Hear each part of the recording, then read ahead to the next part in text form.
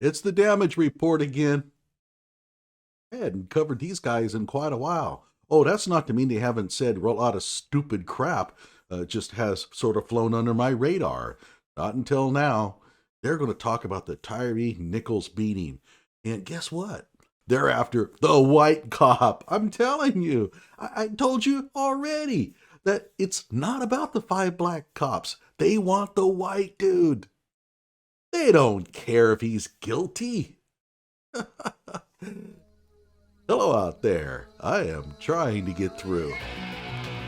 With his powerful brainwaves cradled in the warmth of reasoning, it's time for Johnny Walker Dread to straighten you out on a thing or two.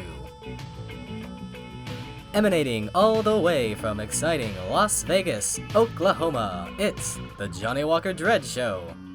Now, I have another video where I read the police report, and I want to straighten out a few things here about the involvement of Preston Hemphill. Number one, he was not the officer who observed the supposed reckless driving of Tyre Nichols, okay? And I know that a lot of you are saying, well, Tyre Nichols was not even engaged in reckless driving. We don't know. There's a very good chance that he wasn't. We'll find out more, I suppose, as the days unfold. But whatever the case, whatever it was that Tyre Nichols did, it was not Preston Hemphill who called it in. He wasn't the one that seen it. He is not the one that initiated the traffic stop. That was Officer Martin. Furthermore, it was not Hemphill who wrote the police report. It was Officer McKinney. I read the police report in one of my earlier videos, in fact, the one I cut yesterday. Officer Hemphill was the 3rd officer on the scene. He was also not the officer who pulled Tyre Nichols out of the car. That was Martin. In fact, as far as I can tell, Hemphill only did 2 things that, well, are a little bit questionable. One, he did say something about, I hope they stomp his ass. He didn't command them to do so. And in fact, it doesn't appear that they were even in earshot. They didn't even hear him. It's like someone saying, I hope they kick his ass. And if the person dies, those words somehow had something to do with it? Really? The other one is the tasing. Actually, he never really tased Tyre Nichols. The tasing didn't work. It had no effect. Therefore, Hemphill did very little, actually.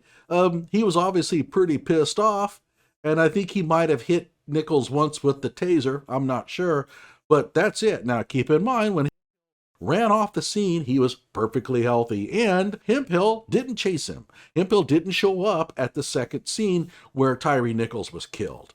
Hemphill bears no responsibility for the murder whatsoever. None. At most, he might have violated police professionalism conduct with some of his comments, and he might get written up for that. But I don't see any criminal charges here, but that's going to be not to these guys' liking. The damage report is going to be all over that because, again, they want the white guy charged and convicted. And again, remember what I said about the evidence box. If there was evidence that they had in their hands that exonerated the white dude, they would bury it. They would not turn it in. And I don't think any of you listening disagrees with that. Okay, so let's hear what they have to say about the white cop. Oh, and I also want to mention something else, and this is really important. There's also a 7th cop. There are 2 cops that were unnamed. They named Preston Hemphill. Nobody is calling for the name, the identity of the other cop. They don't care. They got the white guy. They know his name, and that's all they wanted. The racism here is not on the part of Hemphill. It's on people like this dude. Let's listen to him. Attorneys representing the family of Tyre Nichols are pointing out one of the recent updates in the investigation that seems more than a little bit suspicious, and it has to do with the only known as of this point white police officer that was involved in the killing of Tyre Nichols, seeming to get some special treatment. So Memphis Police Department has recently confirmed that Officer Preston Hemphill, who, if the name wasn't enough for you to know, is white, was relieved of duty and put on paid administrative leave pending the outcome of the investigation. He's claiming that Hemphill is getting preferential treatment because he's white, but the seventh officer, who is almost certainly black, has not been named. So how is he getting special privilege? So eventually, he gets put on, he's relieved of duty or whatever. Not nearly as bad as what's happened with the other cops. Yeah, because he didn't actually kill Tyre Nichols. That might have something to do with it. You know, those who don't engage in killing somebody typically get treated a lot better than those who do. Who would have thought of it? But lawyers point out that Hemphill can be seen on body camera footage released by the Memphis PD last week. He's violently pulling Nichols from the car while No, he's not. No. That was Officer Martin. Hitting him on the ground with a taser, later saying, quote, "I hope they stomp his ass after he runs away." Well, in this case, Preston Hemphill got his wish. No, he didn't. He didn't say, "I hope they kill him." It's like saying, "I hope they kick his butt."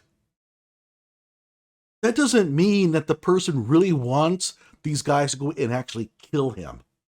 I am sure that if Preston had found out that they were going to go and kill him, he probably wouldn't have said that. He didn't know they were going to do that.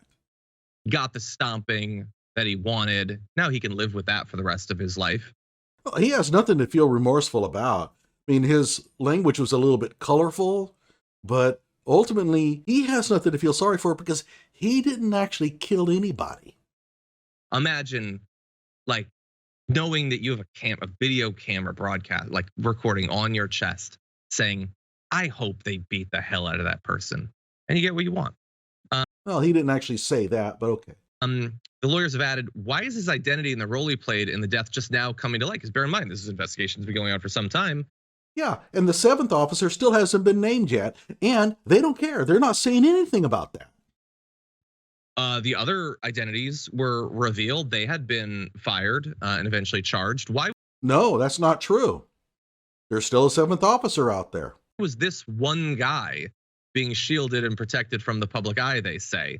And a lot of people are speculating, and it's wild speculation, I know, that maybe the fact that he was the white individual in this case might have had something to do with that. At least, what do you think about this case that the lawyers for the... Oh, here comes a real dingbat. Oh boy, here we go. Nichols family are saying. Is that too far-fetched of an idea? Yes, it is. It is too far-fetched of an idea. Now, why is it so far-fetched? Let me think here. Because we have the actual killings on video, and Preston isn't there. He's not at the scene of the crime. That's why it's so far-fetched, moron. That, hey, we've seen this video. It's brutal. We got to get ahead of things. So let's charge the black officers involved. Because they actually did the killing. And we'll worry about this white guy later. Because he didn't do any killing. You see, it's not that hard. But this is the kind of idiot that I used to have in some of my general ed classes I taught at the college level. If I had her in my introductory physics class, on about the first week, I would have advised her to drop. I would have told her, you don't have the intellect to do this work. Maybe you can take some of those social studies classes. They'll pass anybody.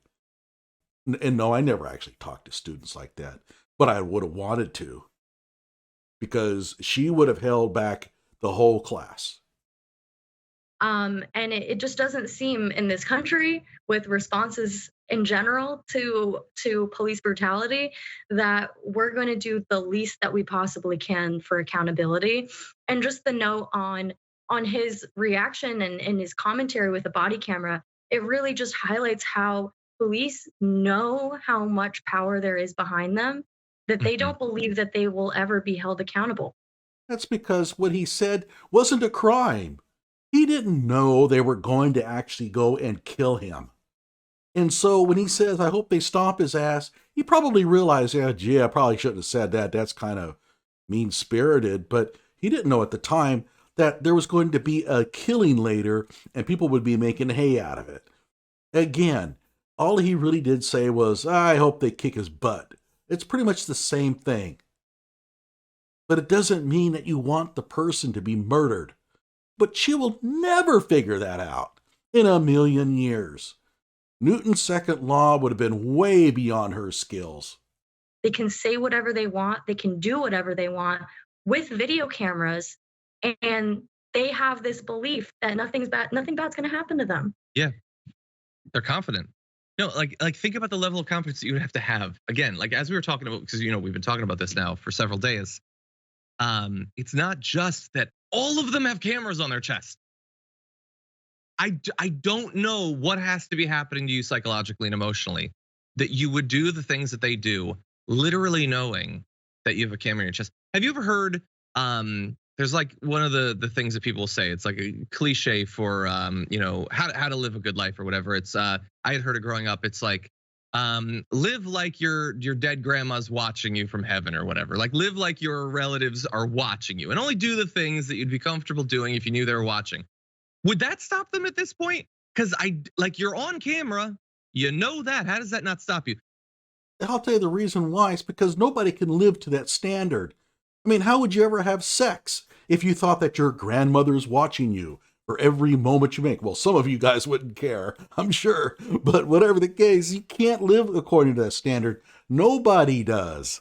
And I'm glad I froze his sorry face right in that expression. The ferocity that they are going to go after this cop is going to be unreal. And wait until they announce that there are going to be no charges. That is going to be amazing. They just might not ever get around to charging him. That's probably the smartest thing to do. What they should have done, the right thing to do at the outset, would have been to say, let me explain what happens here. We have no evidence that he committed a crime, and therefore there is no reason why we can charge him. If we did charge him, he would probably sue us for false arrest, and we don't want to get sued, and he would win. You show us what crime he committed, we might consider it. Until you do, you got nothing. And if they would have came out ahead of this in that fashion, maybe things would have been better. Well, I don't know. Like my video, subscribe to my channel.